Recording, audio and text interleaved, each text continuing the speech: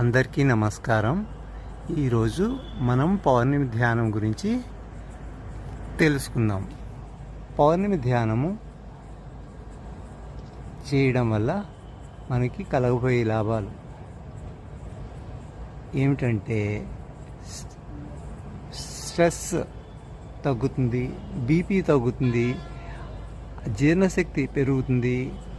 మనకి అంటే శరీరంలో 70% నీరే కాబట్టి పౌర్ణమి రోజుల్లో ధ్యానానికి మనకి చాలా అనుకూల సమయం. సో ప్రతి పౌర్ణమి నాడు తప్పకుండా ధ్యానం చేస్తే ఆరోగ్యం బాగుపడుతుంది. ముఖ్యంగా రోగ నిరోధక శక్తి పెరుగుతుంది. పౌర్ణమి ధ్యానం అంటే పౌర్ణమిలో కూర్చుని కళ్ళు మూసుకుని కూర్చుని ఆరు బయట చంద్రుడి